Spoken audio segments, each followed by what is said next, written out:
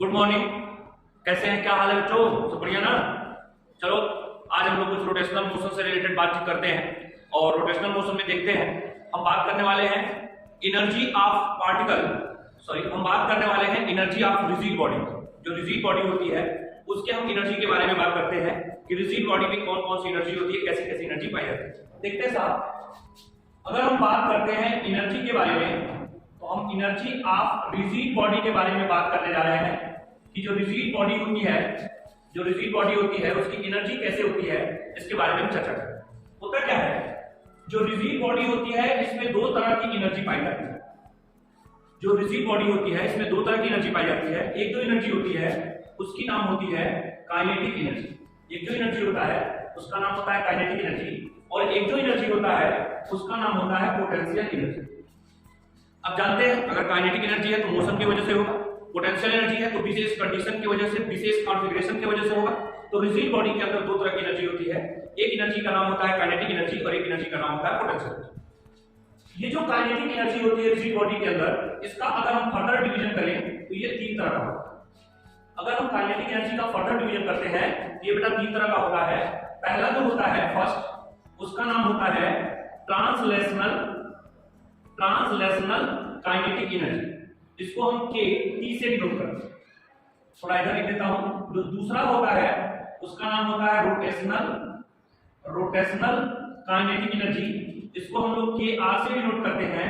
और जो तीसरा होता है, सेकंड हो गया, और जो थर्ड होता है वो होता है translational plus rotational kinetic energy. जो थर्ड होता है वो होता है translational plus rotational kinetic energy. इसको हम लिखते हैं बेटा के टी प्लस के आर के।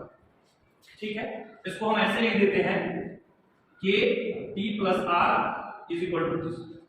मतलब अगर कोई रिजिड बॉडी है और उसमें एनर्जी के बारे में हम चर्चा करते हैं तो उसकी जो एनर्जी होती है वो दो तरह की होती है। एक काइनेटिक एनर्जी होगा, एक पोटेंशियल एनर्जी। क्लियर है? जो काइनेटिक एनर्जी है ये तीन पार्ट में बटा होता है। एक का जो नाम होता है वो होता है ट्रांसलेशनल काइनेटिक एनर्जी, जिसको हम kT से डिनोट करते हैं। एक का जो नाम होता है रोटेशनल काइनेटिक एनर्जी, जिसको हम kR से डिनोट करते हैं। और एक जो होता है उसका नाम होता है translational plus rotational kinetic energy, जिसको kT प्लस R से डिनोट करते हैं। इस चैप्टर में ये जो ट्रांसलेशनल काइनेटिक एनर्जी हम पहले से पढ़ के बैठे हैं, काइनेटिक एनर्जी का फार्मूला होता है हाफ mv², वही याद रखना है। इस चैप्टर में विशेष करके हमको रोटेशनल मोशन में हमको रोटेशनल काइनेटिक एनर्जी के बारे में पढ़ना होता है और इसके बारे में हमको चर्चा करना होता है। तो अभी हम लोग यहां बात करेंगे रोटेशनल काइनेटिक एनर्जी। लेकिन रोटेशनल काइनेटिक एनर्जी को जानने से पहले एक काम कर लेते हैं, थोड़ा हम किसी रिजिड बॉडी के पोटेंशियल एनर्जी के बारे में जान लेते हैं कि रिजिड बॉडी की पोटेंशियल एनर्जी कैसे निकालते हैं। क्लियर है? आइए साहब इसको मिटाता हूं और आपको बताता हूं पोटेंशियल एनर्जी किसी रिजिड बॉडी का कैसे निकालते हैं। देखो बेटा, मान लो ये हमारा कोई लेवल है, एक रॉड है, ऐसे रख दिया गया है। इस रॉड का मास m मान ले, लेंथ m मान ले। रॉड है जैसे मान लो यही हमारा एक रॉड है, इसका मास m हो गया, लेंथ l हो गया। ये रॉड है, इस सरफेस के ऊपर ऐसे रखा है। तो जब भी हम इस रॉड का, जब भी इस रिजिड बॉडी का हम पोटेंशियल एनर्जी निकालेंगे तो हमेशा क्या करेंगे, ये मान लेंगे कि इस रिजिड बॉडी का ये है सेंटर ऑफ मास। ये क्या है, इसका सेंटर ऑफ मास है। और ये मान लेंगे कि सारा का सारा जो मास है इस सेंटर पे आकर रखा है। ये मान लेंगे कि इस रिजिड बॉडी का पूरा का पूरा मास इस सेंटर पे आ गया। मतलब हम यहाँ पे एक पार्टिकल मान लेंगे, इस रिजिड बॉडी की जगह यहाँ एक पार्टिकल मान लें और मान लें इसका मास m है, तो ये लेंथ l है, तो ये कितना हो जाएगा, l/2 हो जाएगा। तो हम मान लेंगे कि ये डिस्टेंस जो है l/2 है। तो इसको अगर रेफरेंस लेवल मान लिए तो 0। हम जानते हैं कि रेफरेंस लेवल से ऊपर जाते हैं तो पोटेंशियल एनर्जी जो होता है वो पॉजिटिव होता है और फार्मूला होता है m g और h की। h होने होता है हाइट, या हाइट क्या है l/2, ये हो जाएगा mg l/2। मतलब सीधा सीधा कंसेप्ट है कि अगर कोई रिजिड बॉडी आप लिए हो तो रिजिड बॉडी का जो वेट है वो हमेशा उसके सेंटर ऑफ मास पे काम करेगा। अगर ये रिजिड बॉडी है तो इसका जो वेट है इसके सेंटर ऑफ मास पे काम करेगा। और जो सेंटर ऑफ मास आप लेते हो, इसी सेंटर ऑफ मास का रेफरेंस लेवल से डिस्टेंस लेगा। h जो है उस सेंटर ऑफ मास का रेफरेंस लेवल से डिस्टेंस होगा। तो ये mg l/2 हो गया साहब, और ये mg l/2 आपकी पोटेंशियल एनर्जी हो गई इस केस में। अगर मान लो यही रॉड है, मैं थोड़ा दूसरे कलर से बना रहा हूं, इसी रॉड को मैंने ऐसे रख दिया इस तरह से, सेम ही रॉड है, लेंथ l है, मास m। तो देखो क्या बोले, हमने बोला कि जब रिजिड बॉडी का पोटेंशियल एनर्जी निकालना है तो देखना है उसका mg कहां काम करेगा। और mg हमेशा सेंटर ऑफ मास पे काम करता है। तो ये ऐसे है, इसका सेंटर ऑफ मास यहां होगा, सेंटर ऑफ मास यहां हो गया, इसमें mg ऐसे काम करेगा। ये देखो भाई, ये इसका सेंटर ऑफ मास थोड़ा बड़ा लिख दे रहा हूं, ये इसका सेंटर ऑफ मास है, सेंटर ऑफ मास में mg यहां काम किया, मतलब यहां पे काम कर रहा है mg। इसका मतलब ये है कि यही दूरी लेंगे, h जो होगा ये L/2 ये वाला लेंगे, और इसकी पोटेंशियल एनर्जी जो होगी U बराबर, क्योंकि रेफरेंस लेवल से नीचे लिए हैं इसलिए माइनस लेंगे mg, h की जगह पे L/2। अब ध्यान देना, सुनना मेरी बात, होता क्या है, जो बात हम लोग कर रहे हैं वो समझने की जरूरत है। क्या समझना है, तुमने देखा ये रेफरेंस लेवल, रेफरेंस लेवल हम किसी को मान सकते हैं, एक सवाल में एक बार अपनी सुविधा के अनुसार किसी को भी रेफरेंस लेवल मान सकते हैं, पहली बात। दूसरी बात, रेफरेंस लेवल की पोटेंशियल एनर्जी हम कुछ भी मान सकते हैं, 0, 10, 20, -10, -50 कुछ भी मान सकते हैं, ये हमारी इच्छा पे निर्भर करता है। लेकिन जनरली हम लोग क्वेश्चन में 0 मानते हैं, इसलिए 0 मानते हैं कि जब हम 0 मानेंगे तो कैलकुलेशन हमारे लिए थोड़ा आसान हो जाएगा, जो हम कैलकुलेशन करेंगे वो हमारे लिए थोड़ा इजी हो जाएगा, क्योंकि 0 किसी में जोड़ दो या घटा दो कोई फर्क नहीं पड़ता। तो इस तरह से किसी भी रिजिड बॉडी की आप पोटेंशियल एनर्जी निकालेंगे। अच्छा मान लो सुनो, यही रॉड है, अभी ऐसे था कैसे, अब क्या हुआ, इस रॉड को हमने ऐसे कर दिया, लो भैया ऐसे कर दिया, ऐसे रख दिया, सेम रॉड है, लेंथ एल है, मास m है। जब इसको ऐसे कर दिया तब पूछा जा रहा पोटेंशियल एनर्जी कितना होगा बता दो। तो देखो ये रॉड इस रेफरेंस लेवल पे है, ये जो रॉड है ये इस रेफरेंस लेवल पे है, तो अगर ये रेफरेंस लेवल पे है तो रेफरेंस लेवल की पोटेंशियल एनर्जी, अगर इसकी पोटेंशियल एनर्जी 0 माने हो तो इस रॉड की भी जो पोटेंशियल एनर्जी होगी वो क्या होगी, 0। क्लियर है? तो किसी रिजिड, सीधा कंसेप्ट, किसी भी रिजिड बॉडी की अगर पोटेंशियल एनर्जी आपको निकालनी है तो आप क्या करेंगे, उस रिजिड बॉडी का सेंटर ऑफ मास कहां है ये देख लीजिए, और ये देख लीजिए उसके सेंटर ऑफ मास पे फोर्स कहां लग रहा है, mg। वही जो सेंटर ऑफ मास होगा, उसी सेंटर ऑफ मास की रेफरेंस लेवल से आप डिस्टेंस मेजर कर लीजिए, वो h हो जाएगा। अगर रेफरेंस लेवल से ऊपर तो potential energy positive, reference level से नीचे तो पोटेंशियल एनर्जी नेगेटिव। क्लियर है? बात खत्म हो गई। अब हम बात करते हैं काइनेटिक एनर्जी के बारे में। काइनेटिक एनर्जी 3 होता है। इस चैप्टर में, रोटेशनल मोशन के चैप्टर में, हमें मेनली रोटेशनल काइनेटिक एनर्जी के बारे में बात करना होता है, क्योंकि हम बॉडी के रोटेशन से बात करते हैं तो हम रोटेशनल काइनेटिक एनर्जी के बारे में ही बात करते हैं। ओके, रिजिड बॉडी के काइनेटिक एनर्जी के बारे में बात करें, इसके बारे में बात करने वाले हैं, रिजिड बॉडी के काइनेटिक एनर्जी के बारे में, मतलब kinetic energy of rigid body. हम रिजिड बॉडी के काइनेटिक एनर्जी के बारे में बात करते हैं तो थोड़ा समझने का प्रयास करते हैं, देखते हैं क्या क्या कैसे कैसे होता है। देखो साहब, हमने मान लिया कि ये आपके सामने एक रिजिड बॉडी ऐसे है, हमने मान लिया ये एक रिजिड बॉडी है जो कि ऐसे दिया। इस रिजिड बॉडी का पूरा मास m है। ये जो रिजिड बॉडी है, इस रिजिड बॉडी का हमने मान लिया पूरे रिजिड बॉडी का मास m है, और ये एक पॉइंट है जिससे ये एक्सिस पास कर रहा है, ये है इसका एक्सिस ऑफ रोटेशन। इस एक्सिस ऑफ रोटेशन के अबाउट ये रिजिड बॉडी मूव करने के लिए फ्री है, और ये रिजिड बॉडी ओमेगा के एंगुलर वेलोसिटी से ऐसे ये रोटेट कर रही है, ऐसे रोटेट कर रही है। क्लियर है?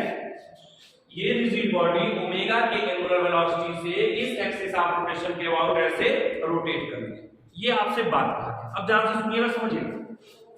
अगर ये ओमेगा के एंगुलर वेलोसिटी से ऐसे ये रोटेट कर रही है या रोटेट करने का प्रयास कर रही है, तो मान लिया हमने कि यहां पे अगर कोई पार्टिकल है जिसका मास m1 है, ऐसे ले लेता हूं मैं, एक पार्टिकल है जिसका मास m1 है और ये v1 से ऐसे मूव कर रहा है, और इसकी इस एक्सिस ऑफ रोटेशन से परपेंडिकुलर डिस्टेंस r1 है। m1 पार्टिकल है, v1 वेलोसिटी से मूव कर रहा है, r1 का परपेंडिकुलर डिस्टेंस है इस पार्टिकल का इस एक्सिस ऑफ रोटेशन से। अच्छा, यहां कोई पार्टिकल है जिसका मास m2 है, v2 से मूव कर रहा है, और इसका इस एक्सिस ऑफ रोटेशन से परपेंडिकुलर डिस्टेंस r1। हमने मान लिया यहां पर एक पार्टिकल है जिसका नाम m3 है, v3 के वेलोसिटी से मूव कर रहा है, इसका इस एक्सिस ऑफ रोटेशन से परपेंडिकुलर डिस्टेंस r3। ऐसे ऐसे इस बॉडी में, इस रिजिड बॉडी के अंदर n पार्टिकल है। कितने पार्टिकल है? नंबर ऑफ पार्टिकल जो है वो n है, नंबर ऑफ पार्टिकल जो है वो n है, और मास ऑफ पार्टिकल जो है, जो मास ऑफ पार्टिकल है वो हमने मान लिया m1 है, m2 है, m3 है, डॉट डॉट डॉट mn है। क्लियर है? तो number of particle n particle है इसमें, और पार्टिकल का जो मास है m1 m2 m3 m4 dot dot dot mn है, और प्रत्येक पार्टिकल की जो डिस्टेंस एक्सिस ऑफ रोटेशन से m1 की r1 है, m2 की r2 है, m3 की r3 है, ऐसे डिस्टेंस। और सुनिए ना, जो प्रत्येक पार्टिकल है, जो m1 है वो v1 से मोशन कर रहा है, जो m2 है वो v2 से कर रहा है, जो m3 है वो v3 से कर रहा है, ऐसे रोटेशन का मोशन हो रहा है। अगर मान लीजिए आपसे डिराइव करने के लिए कह दे, वैसे तो हमारे नीट के एग्जाम में केवल फार्मूले से काम चलता है, लेकिन कैसे आता है ये देख लेते हैं। समझ रहे हैं कैसे आता है? तो अगर इस एक पार्टिकल में हम काइनेटिक एनर्जी निकाले तो क्या करेंगे, हाफ m1 v1 का स्क्वायर लिखेंगे, दूसरे का निकालेंगे तो हाफ m2 v2 का स्क्वायर लिखेंगे, तीसरे का लिखेंगे तो हाफ m3 v3 का स्क्वायर लिखेंगे। ऐसे अगर n पार्टिकल है सबका लिख लें तो क्या लिखेंगे, हाफ m1 v1 का स्क्वायर लिखेंगे। तो हम अगर इस पूरे के पूरे रिजिड बॉडी की काइनेटिक एनर्जी निकाले तो क्या लिखने वाले हैं, हाफ m1 v1 का square plus half m2 v2 का square dot dot dot half mn vn का स्क्वायर हो जाएगा। ये पूरी काइनेटिक एनर्जी हो गई। अगर उधर नहीं लिखा होगा तो मैं इसको हटा देता हूं और ऐसे लिख देता हूं, हाफ mn vn का स्क्वायर। ये काइनेटिक एनर्जी हो गया पूरे इस सिस्टम का। इसको हमने मान लिया इक्वेशन 1। अच्छा, आपको पता है, आप पहले से जानते हो, इस रिजिड बॉडी को अगर ओमेगा के एंगुलर वेलोसिटी से मूव करा रहे हैं तो v बराबर क्या हो जाएगा, r ओमेगा। v बराबर r ओमेगा है। इसको इक्वेशन 2 लिख लें तो बाई 1 एंड 2 अगर हम लिखेंगे तो क्या पाएंगे, k बराबर half m1 r1 square omega square. देखो v बराबर r ओमेगा तो v1 का स्क्वायर क्या हो गया, r1 ओमेगा का स्क्वायर, क्योंकि ओमेगा से सब कर रहा है, प्लस हाफ m2 r2 का स्क्वायर ओमेगा। ऐसे डॉट डॉट करोगे तो हाफ mn rn का स्क्वायर ओमेगा हो जाएगा। क्लियर है? अगर बेटा यहां से हम ओमेगा को कॉमन ले लें, अगर हम यहां से ओमेगा को कॉमन ले लें तो k बराबर हो जाएगा हाफ ओमेगा m1 r1 का स्क्वायर प्लस m2 r2 का square dot dot dot mn rn का स्क्वायर। ये देखो क्या है, ये देखो तो ये पहले से तुमको पता है कि ये जो होता है रिजिड बॉडी का मोमेंट ऑफ इनर्शिया होता है। तो अगर ये रिजिड बॉडी का मोमेंट ऑफ इनर्शिया है तो जगह थोड़ा कम है, यहां लिख दे रहा हूं, k बराबर आ जाएगा हाफ i ओमेगा का स्क्वायर। यही फार्मूला है जो रिजिड बॉडी, अगर कोई रिजिड बॉडी रोटेशनल मोशन कर रहा है तो उस रिजिड बॉडी के काइनेटिक एनर्जी का फार्मूला होता है हाफ आई ओमेगा का स्क्वायर। क्लियर है? ये तुम्हारा काइनेटिक एनर्जी का फार्मूला हो गया रिजिड बॉडी के। क्लियर? एक बार रिकैप कर देता हूं, फिर आगे बढ़ चलेंगे हम लोग। ये कोई रिजिड बॉडी है, इसका टोटल मास मान लिया m है और इसमें n पार्टिकल है जो मिलकर के इसको बनाएंगे। प्रत्येक पार्टिकल का जो मास है वो m1 है, m2 है, m3 है, डॉट डॉट डॉट mn है। जो m1 है उसकी वेलोसिटी v1 है, जो m2 है उसकी वेलोसिटी v2 है। ऐसे जितने भी पार्टिकल है सबकी वेलोसिटी जो है वो बदल रही है, और v1 v2 v3 से लेके vn। m1 का जो एक्सिस ऑफ रोटेशन से डिस्टेंस है वो r1 है, m2 का r2 है, m3 का r3 है। ऐसे ऐसे जो n नंबर का पार्टिकल है उसका rn। काइनेटिक एनर्जी के फार्मूले के हिसाब से इसकी काइनेटिक एनर्जी निकालें तो हाफ m1 v1 का स्क्वायर, इसका हाफ m2 v2 का स्क्वायर। ऐसे ऐसे सबका निकाल लें और निकाल के जोड़ लें तो ये जो रिजिड बॉडी है इसका टोटल का टोटल काइनेटिक एनर्जी निकल जाएगा। भाई एक का हमने निकाल लिया, 10 लोगों का निकालना है तो सबका जोड़ लेंगे तो ये काइनेटिक एनर्जी निकालेंगे तो हाफ m1 v1 का square plus half m2 v2 का स्क्वायर। ऐसे करना है, हमको पता है v बराबर r ओमेगा होता है, यूज कर लिया, ऐसे कर लिया। तो ये काइनेटिक एनर्जी का फार्मूला हो गया के बराबर हाफ आई ओमेगा का स्क्वायर। आइए साहब थोड़ा आगे देखते हैं।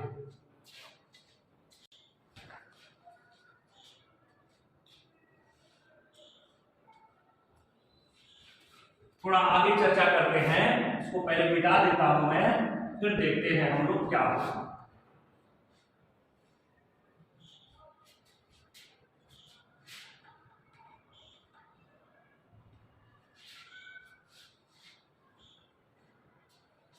समझिएगा, ध्यान दीजिएगा, आपके सामने मैंने यहां पे लिख दिया के बराबर हाफ आई ओमेगा का स्क्वायर। अभी मैं जब इसको बता दूंगा तो आपको लीनियर मोशन से कंपेयर भी कराते चलूंगा। वैसे यहां भी करा दूं, ये रोटेशनल मोशन है, लीनियर मोशन में यहाँ के ही होता है, हाफ तो हाफ ही होगा, लेकिन जो काम एंगुलर मोशन में आई करता है उसमें लीनियर मोशन में वो काम एम करता है। जो काम यहाँ ओमेगा करता है वो यहाँ भी करता है, तो ये हाफ एम वी स्क्वायर। दोनों की कंपैरेटिव स्टडी कर रहे हैं, ध्यान दीजिएगा, समझिएगा। आपको पता है, अगर आप नहीं जानते हैं तो भी जान लीजिए और जानते हैं तो भी जान लीजिए, आपको पता है आई बराबर होता है आई इंटू अल्फा बराबर होता है टाउ। तो यहां से आई आप निकालेंगे तो हो जाएगा टाउ बाई अल्फा। इसको उठा के यहां रख दीजिए तो आप पाएंगे के बराबर हाफ टाउ अपान अल्फा इंटू ओमेगा का स्क्वायर। ये क्या है, तो काइनेटिक एनर्जी का टॉर्क और एंगुलर एक्सेलरेशन और एंगुलर वेलोसिटी में रिलेशन। मतलब ये क्या है, ये है relation between kinetic energy tau alpha and omega. ये जो इक्वेशन आप देख रहे हो ये रिलेशन है काइनेटिक एनर्जी का टॉर्क से, एंगुलर एक्सेलरेशन से और एंगुलर वेलोसिटी से। क्लियर है, ध्यान रखेंगे, ये जो इक्वेशन है काइनेटिक एनर्जी का टॉर्क से, एंगुलर एक्सेलरेशन और एंगुलर वेलोसिटी में रिलेशन। डायरेक्ट भी याद रखिएगा, इनडायरेक्ट रूप में भी यूज होता है, डायरेक्ट भी यूज आता है हमारे साथ। यही सेम यहां देखिए, थोड़ा ध्यान दीजिए, आपको पता है F बराबर होता है मास m। m बराबर आप लिखेंगे F बाई m, इसको यहां रख दीजिए, काइनेटिक एनर्जी का फार्मूला हो गया half F by m v का स्क्वायर। देखिए जैसा ये है वैसा ये है, जैसा ये है वैसा ये है, दिख रहे हैं, लीनियर और एंगुलर दोनों पैरेलली चल रहा है साहब। जैसा ये है वैसा ये है, जैसा ये है वैसा ये है। क्लियर हुआ? आप इसको वीडियो रोक के छाप लीजिएगा। अगर आप बोर्ड के एग्जाम देने वाले हो, मान लो 11th क्लास में स्कूल के एग्जाम देने वाले हो या किसी के 12th के बोर्ड में आता हो, कह दे कि रोटेशनल काइनेटिक एनर्जी का या काइनेटिक एनर्जी का टॉर्क और एंगुलर वेलोसिटी के साथ रिलेशन बताइए या टॉर्क और एंगुलर एक्सेलरेशन के साथ रिलेशन बताइए, तो ये कर लीजिएगा। कह दिया काइनेटिक एनर्जी का फोर्स के साथ रिलेशन बताइए, ये कर लीजिएगा। ठीक है, आइए थोड़ा आगे समझते हैं। और इसको मिटाता हूं, इस फार्मूले को रहने देता हूं, इसकी काम पड़ेगा हमको, इसलिए इसको नहीं मिटाता हूं। अब आइए थोड़ा सा आगे बढ़ते हैं हम लोग और देखते हैं क्या मिलने वाला। अगले स्टेप में चलते हैं। अब देखिए थोड़ा मैं कुछ बता रहा हूं, फिर बाद में आपको बोलूंगा तो आप अपने हेडिंग लिख लीजिएगा। जब नोटबुक अगर आप बना रहे हो इससे, तो बाद में हेडिंग कैसे क्या लिखना है वो बता दूंगा। अभी सुन लीजिए पहले, ये के बराबर होता है हाफ आई ओमेगा। अच्छा एक बात बताऊं, एक होता है एल बराबर होता है आई ओमेगा। जहां ये जो एल है इसको हम कहते हैं एंगुलर मोमेंटम। ये जो एल है ये एंगुलर मोमेंटम होता है साहब। आई तो आप जान ही रहे हो, ये होता है मोमेंट ऑफ इनर्शिया। आई जो होता है ये मोमेंट ऑफ इनर्शिया होता है, और ओमेगा जो होता है ये साहब एंगुलर वेलोसिटी होता है। ये जो होता है एंगुलर वेलोसिटी। ये एल क्या है, एंगुलर मोमेंटम है, ये मोमेंट ऑफ इनर्शिया है, और ये एंगुलर वेलोसिटी। ठीक है, अब देखिए इसको, अगर हम इसको इक्वेशन 1 मान लें और इसको इक्वेशन 2 मान लें, अगर आपके सामने में इक्वेशन 1/2 कर दूं तो आप देख सकते हो k/l होगा half I omega square divided by I omega. ये इसको खाएगा, ये इसको खाएगा। आप देख सकते हो k बराबर हाफ एल ओमेगा आ जाएगा। k बराबर हाफ एल ओमेगा आ जाएगा। कि काइनेटिक एनर्जी है, हाफ हाफ ही है, एल एंगुलर मोमेंटम है और ओमेगा एंगुलर वेलोसिटी है। ये के बराबर हाफ एल ओमेगा जो आया, ये क्या बता रहा है? काइनेटिक एनर्जी का एंगुलर मोमेंटम के साथ रिलेशन। ये क्या है? हेडिंग लिखना है तो हेडिंग लिख सकते हैं relation between kinetic energy and angular momentum. Kinetic energy and angular momentum. आइए थोड़ा लीनियर में बात करते हैं। लीनियर मोशन में लीनियर मोमेंटम बराबर होता है mv। ये इक्वेशन 1 और ये इक्वेशन 2 हो गया। तो k बाई p की बात करेंगे तो k बाई p बराबर हाफ mv का स्क्वायर डिवाइडेड बाई mv होगा। m को m खाएगा, ये इसको खाएगा। k बराबर हाफ pv हो जाएगा। k बराबर क्या हो जाएगा? हाफ pv हो जाएगा। और ये क्या है साहब? काइनेटिक एनर्जी का रिलेशन है किसके साथ? लीनियर मोमेंटम के साथ। ये किसका रिलेशन है? हेडिंग लिखना चाहे तो लिख सकते हैं relation between kinetic energy with linear momentum. ये कौन सा रिलेशन है? Relation between kinetic energy with angular momentum. तो ध्यान दीजिएगा, सुनिएगा। काइनेटिक एनर्जी का अगर एंगुलर मोमेंटम के साथ रिलेशन की बात करें तो काइनेटिक एनर्जी बराबर होता है हाफ एल ओमेगा। ये है अगर हम काइनेटिक एनर्जी का एंगुलर मोमेंटम और एंगुलर वेलोसिटी के साथ रिलेशन की बात करें तो होता है काइनेटिक एनर्जी बराबर हाफ एल इनटू ओमेगा। लेकिन उसी काइनेटिक एनर्जी का अगर लीनियर मोमेंटम और लीनियर वेलोसिटी के साथ बात करें तो काइनेटिक एनर्जी बराबर होता है half p into v। Half p into v, ये रिलेशन। अब एक और रिलेशन हम जानने जा रहे हैं। अगला हेडिंग आप लिख लीजिए कि काइनेटिक एनर्जी का एंगुलर मोमेंटम और मोमेंट ऑफ इनर्शिया के साथ रिलेशन। क्या बात करने जा रहे हैं? काइनेटिक एनर्जी का एंगुलर मोमेंटम और मोमेंट ऑफ इनर्शिया के साथ रिलेशन। देखिए क्या है, सुनिए। हमने क्या किया, इसको मिटा दे रहा हूं। अब ध्यान दीजिए, इसको मिटाने के बाद मैं आपको बताऊं, इसको भी मिटा दे रहा हूं। अब देखिए, हम बात कर रहे हैं काइनेटिक एनर्जी लेंगे। कौन लेंगे? Kinetic energy. उसका रिलेशन किसके साथ बनाना है भैया? तो उसका रिलेशन जो है हम बनाएंगे एंगुलर मोमेंटम का एंगुलर वेलोसिटी के साथ। देख बेटा, होने वाला क्या है, अगर काइनेटिक एनर्जी का रिलेशन बना रहे हैं तो ये k बराबर हमारे सामने हो जाएगा हाफ आई ओमेगा का स्क्वायर। बेटा तुम पढ़े हो, तुम जानते हो इक्वेशन जो होता है वो चिल्ला चिल्ला के एक बात कहता है। क्या कहता है? वो ये कहता है कि तुमको मेरे साथ जो भी करना है कर लो, तुमको मेरे साथ जो भी करना हो कर लो, तुमको मेरे साथ जो भी छेड़छाड़ करना हो कर लो, लेकिन भाई साहब मेरे सेहत पे असर नहीं आना चाहिए।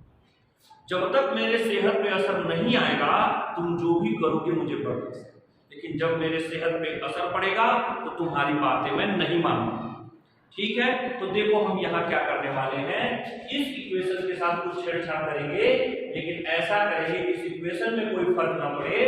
तो हमने क्या किया, ऊपर में i से मल्टीप्लाई करके नीचे में i से डिवाइड कर दिया।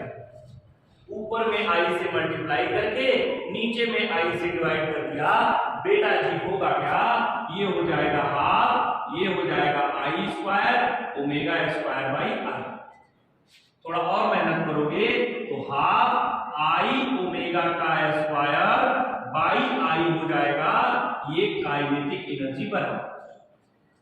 ये देखो आगे लिखेंगे तो ये हाफ है और ये आई ओमेगा इस एल से साफ हो जाएगा। तो यहां लिखेंगे half L square by I. इसी को लोग लिख लेते हैं काइनेटिक एनर्जी बराबर L square by 2y। Kinetic energy बराबर एल स्क्वायर बाई 2y। ये किसका रिलेशन है? काइनेटिक एनर्जी का एंगुलर मोमेंटम और मोमेंट ऑफ इनर्शिया के साथ रिलेशन। काइनेटिक एनर्जी का एंगुलर मोमेंटम और मोमेंट ऑफ इनर्शिया के साथ रिलेशन है काइनेटिक एनर्जी बराबर एल स्क्वायर बाई 2। अच्छा भाई, अब देखते हैं थोड़ा। अब हम लीनियर मोमेंटम का रिलेशन निकालेंगे काइनेटिक एनर्जी और मास के साथ।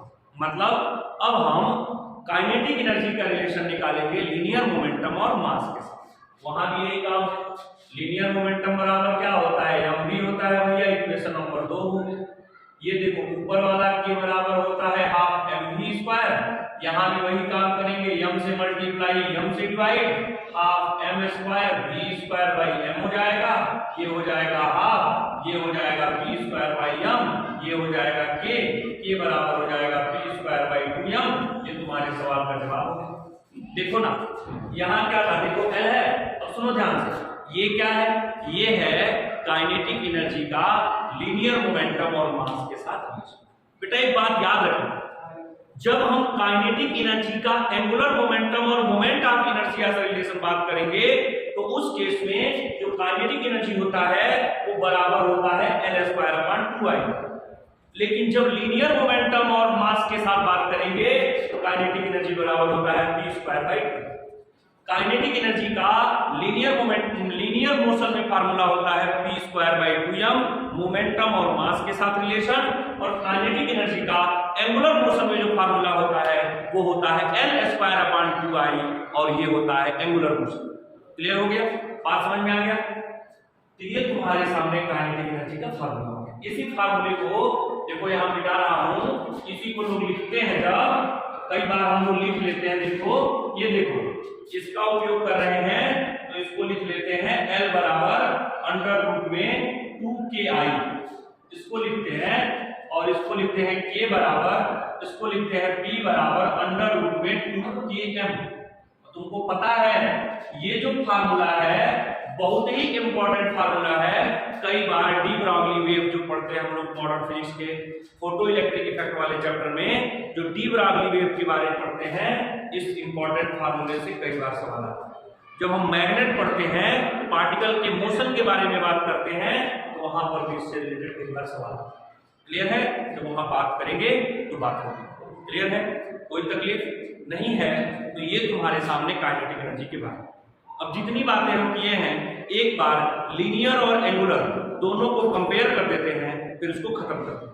आपके सामने इधर लीनियर मोशन ले रहे हैं और इधर एंगुलर मोशन ले रहे हैं या रोटेशनल मोशन ले रहे हैं। बेटा जी आपने पहले ये पढ़ रखा है, ये आप पहले पढ़ लिए हो, तो ये पढ़ लिए हो तो पहले इसको बता देते हैं, ये अभी पढ़े हो इसको भी बता देंगे। वैसे तो दोनों साथ में पढ़ लिए।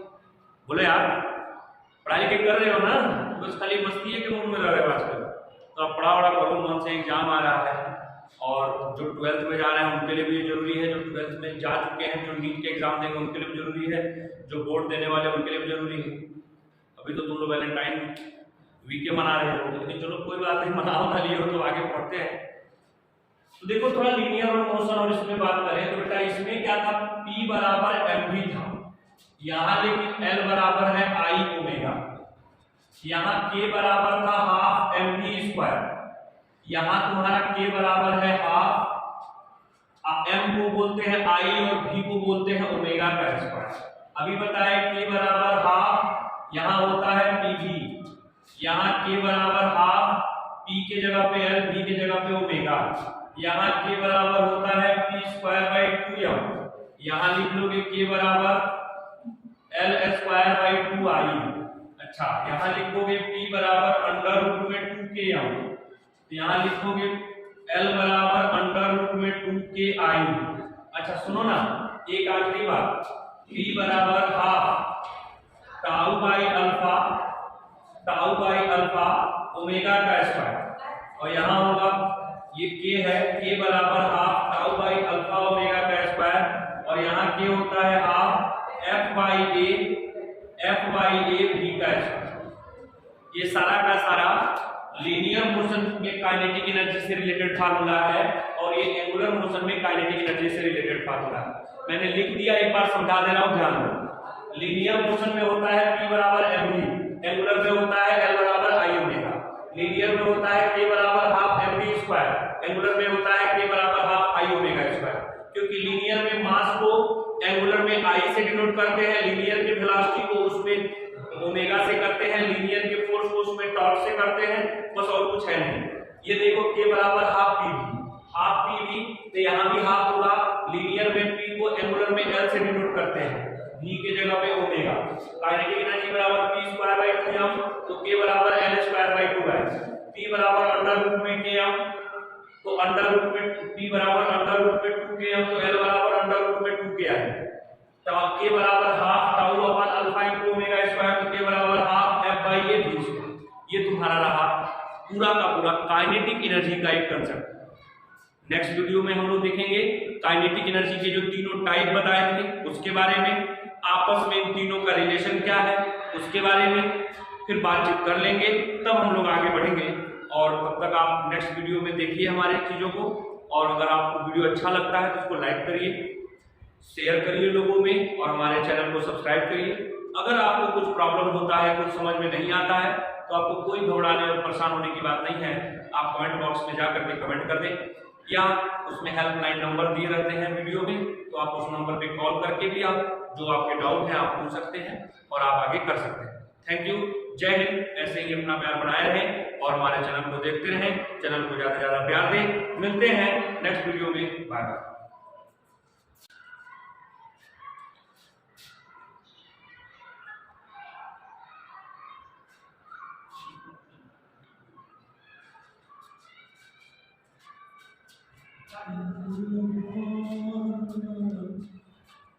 Thank you.